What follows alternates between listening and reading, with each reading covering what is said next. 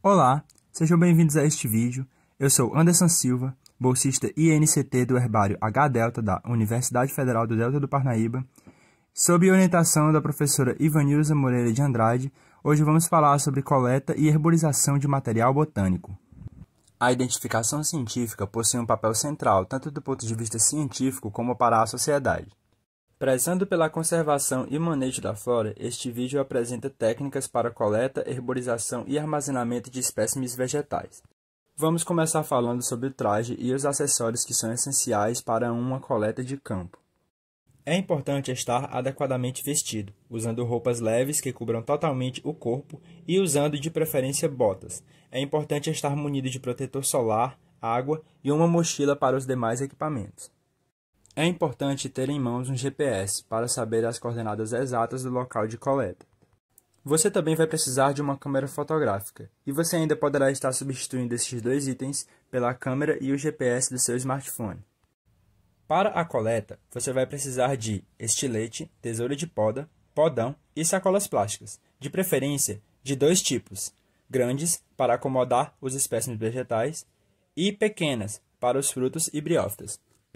Para acomodar os espécimes vegetais, você vai precisar de 2 prensas de madeira, papelões, jornais, 2 metros de barbante e elásticos. Você ainda vai precisar de fichas de coleta de campo.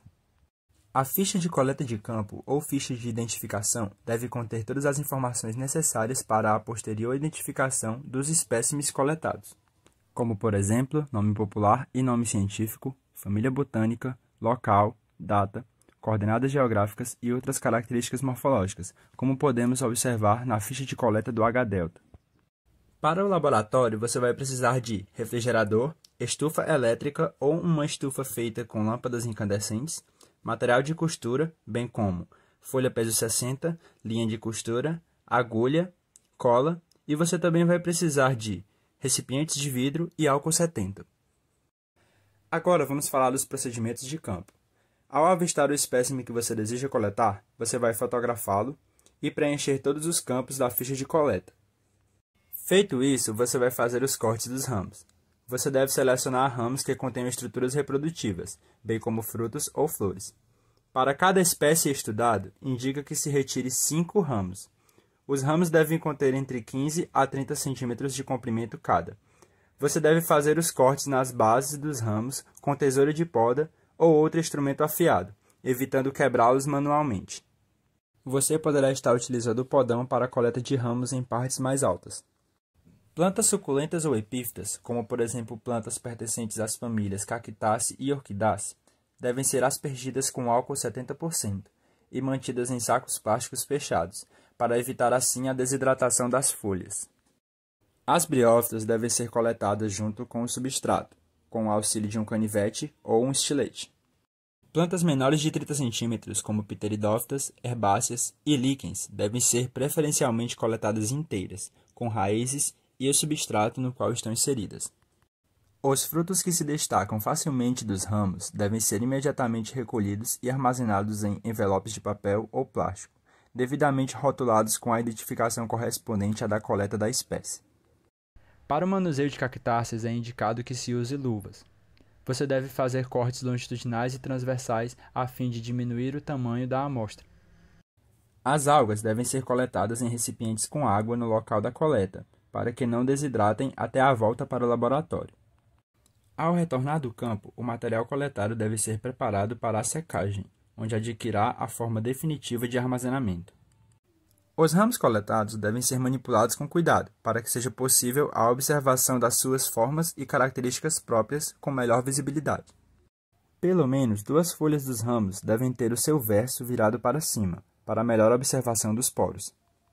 Cada espécie deve ser separada entre si por meio de papelões, que conferem maior rigidez à prensa e ao mesmo tempo permitem que o material fique arejado.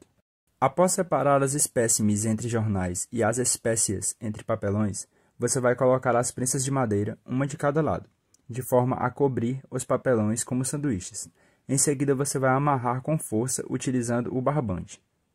Caso não seja possível herborizar as espécies no dia da coleta, você pode armazená-las em sacos plásticos e guardá-las no freezer a aproximadamente 4 graus Celsius. Os frutos denominados de frutos secos devem ser amarrados com elástico para evitar que se abra na estufa. Já os frutos como o pericarpo suculento devem ser acomodados em potes de vidro ou de plástico, fixados com álcool 70% e em seguida devem ser totalmente vedados. Feito isso, a prensa deve ser levada para a estufa a temperatura de 45 a 60 graus Celsius, onde vai permanecer de 3 a 7 dias, dependendo do tipo da amostra. Ao retirar o material da estufa, deve ser colocado para a esterilização em um freezer. Neste freezer ele vai ficar por mais 3 dias para que haja a total esterilização do material. Ao final disso, o material vai estar pronto para a costura. Você vai selecionar um dos ramos para que seja o ramo exposto na escicata. Você vai apoiar o ramo em cima da folha de papel e com o auxílio de uma agulha você vai fazer furos para que possa passar o barbante. Você vai passar o barbante e amarrar os ramos junto à folha. Os frutos recém-herborizados você pode estar colocando em sacos plásticos e vedando-os. Para o armazenamento você pode estar utilizando de armários ou estantes. Você também pode estar organizando em ordem alfabética de família botânica. É importante lembrar de manter em temperatura baixa para que haja a maior preservação das essicatas. Obrigado pela atenção. Esperamos que este vídeo tenha sido útil. Você pode estar vendo mais sobre este assunto nas nossas referências aqui na descrição do vídeo.